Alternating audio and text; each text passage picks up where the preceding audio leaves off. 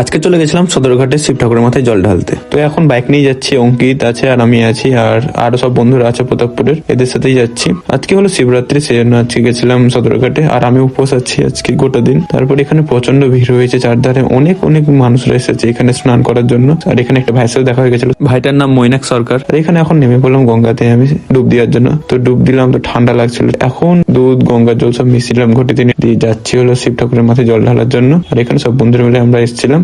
আর সত্যি বলতে আগেও আমি শিব ঠাকুরের মাথায় জল ঢেলেছি, কিন্তু এবার আমি প্রথমবার উপোস করছি।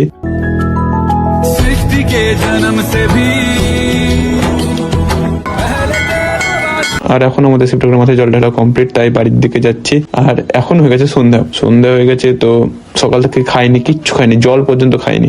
সেই জন্য এখন কাকুনদের চলে এলাম আর একবার শিব ঠাকুরের মাথায় জল ঢালতে। ওখানে জল ঢালা হলো, দিয়ে চলে এলাম হচ্ছে এই বিডিও অফিস, এইচডি অফিসের এখানে যে পুলিশ লাইনটা আছে, মানে পুলিশের যেখানে থাকে, ওইখানটাতে শিব মন্দির আছে, দারুণ সুন্দর শিব মন্দির। তো সেখানেই চলে এলাম, আমি এসেছিলাম, কাকিমণি এসেছিল। তো এখানে এসে শিব ঠাকুরের মাথাতে জল ঢেলে দিলাম, দিয়ে আমার অঞ্জলি দেওয়া কমপ্লিট হলো এখানে। আর আজকে আমি সকাল থেকে উপোস ছিলাম, সেই জন্য এখন শরবত খাচ্ছিলাম। আর তারপর পেয়ারা খেয়ে নিলাম, কারণ আমি অন্য ফল খাই না, অত পেয়ারাটাই খাই। তো এখানে পেয়ারাটা খেয়ে আজকের ব্লগটা করলাম এন্ড। দেখা হচ্ছে তোমার সাথে নেক্সট ব্লগে। চলো, বাই।